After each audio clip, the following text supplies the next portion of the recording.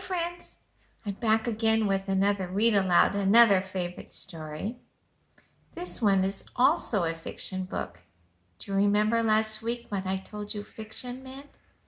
Fiction means it's a story that somebody made up with their imagination. There's always a certain pattern with a fiction story.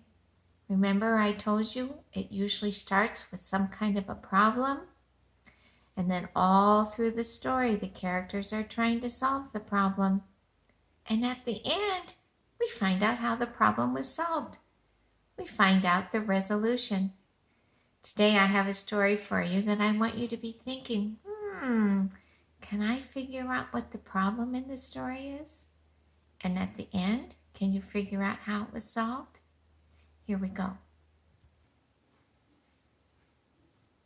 A Visitor for Bear, written by Bonnie Becker, illustrated by Katie MacDonald Denton.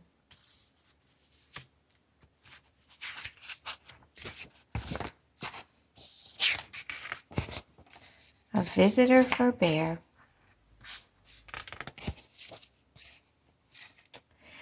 No one ever came to Bear's house. It had always been that way. And Bear was quite sure he didn't like visitors. He even had a sign, "No visitors allowed." One morning, Bear heard a tap, tap, tapping at his front door.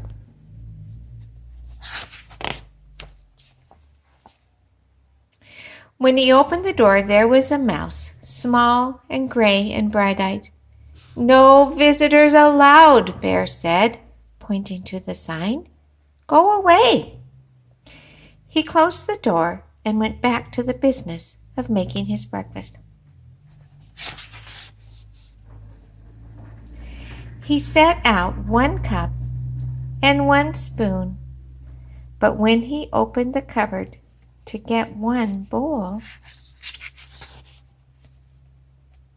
there was Mouse, small and gray and bright-eyed.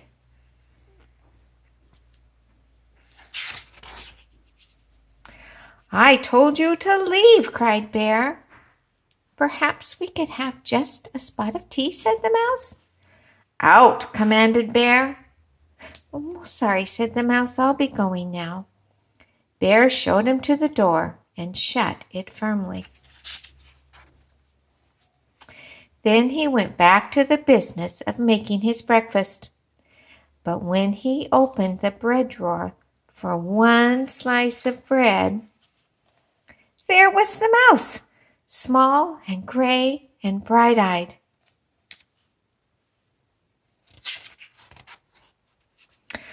"Unbelievable," rumbled Bear. "Away with you, vamoose!"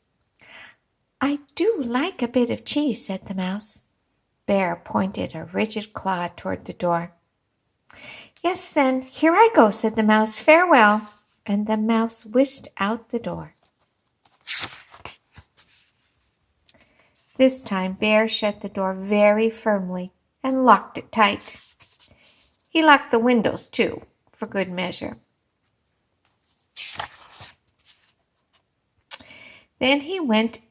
Then once again he went back to the business of making his breakfast.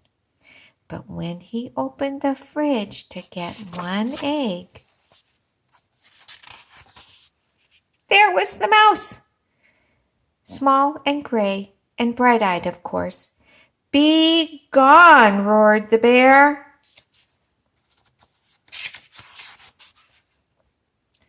"A crackling fire?" ventured the Mouse. "This is impossible, intolerable, insufferable," cried Bear, shaking with anger and disbelief. "Terribly sorry," murmured the Mouse. "Now you see me, now you don't. I am gone." And the Mouse looked very sorry indeed while he waited for Bear to unbolt the door and let him out again.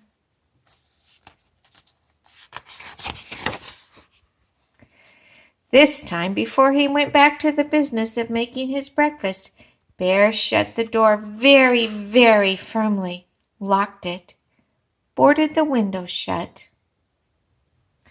stopped up the chimney, and even plugged the drain in the bathtub. Carefully, he set about the business of making his breakfast. He opened the cupboard. No mouse. He opened the bread drawer. Nothing. Phew!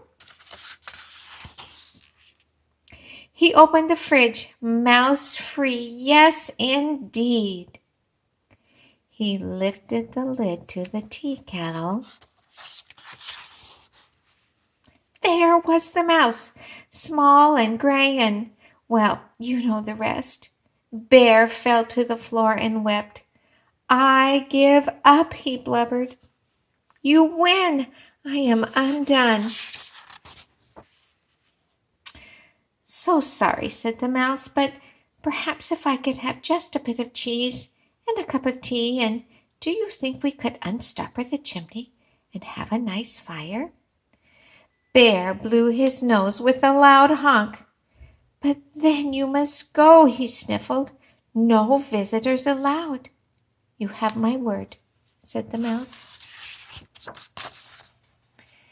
Bear unshuttered and unboarded the windows, unlocked the door, unstoppered the chimney, and unplugged the drain. He brought out 2 plates of cheese and 2 teacups, and he made a crackling fire in the fireplace for 2 sets of toes. The mouse warmed his feet and nibbled and sipped, and Bear did too. They sat for a long while. The clock in Bear's home ticked loudly. Bear cleared his throat. The mouse looked most attentive. No one had ever been most attentive to Bear. The fire is nice, Bear announced. Lovely, said the mouse. No one had ever said Bear's fires were lovely. I can do a headstand, said Bear. Very impressive, exclaimed the mouse. Bear told the joke. The mouse laughed heartily. No one had ever laughed at Bear's jokes before. Bear began to think of another joke. The mouse set down his teacup. Bear quickly lifted the teapot. There's plenty more, he said. So sorry, said the mouse, most kind, but I must be on my way. Really, you needn't go, said Bear. I am off, said the mouse, springing up from his chair. Wait, cried Bear. But Mouse stepped out the door. Toodaloo, said the mouse. Don't go, wailed Bear, throwing his body across the path. But I gave you my word, said the mouse, pointing at the no visitors sign.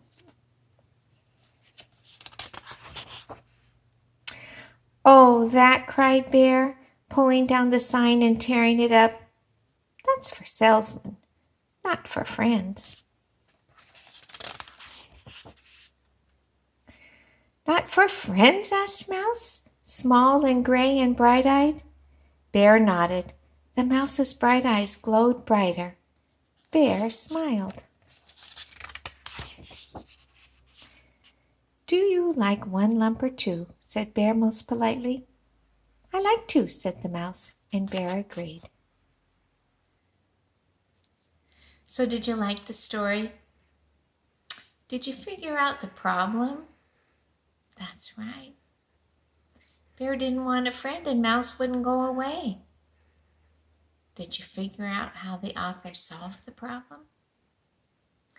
Yeah, Bear really changed in his heart, didn't he? Once he realized how great a friend is, he wanted to keep Mouse around.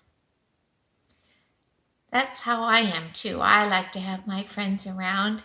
It's kind of hard now with all the quarantine, but you can still connect with your friends. How are you doing that? Have you been in Zoom meetings? Are you Skyping or calling friends on the phone? Another thing you can do is draw a picture and send it in the mail. That's how friendships are kept, by showing people how much we love them. Try it this week and let us know what you did. Bye.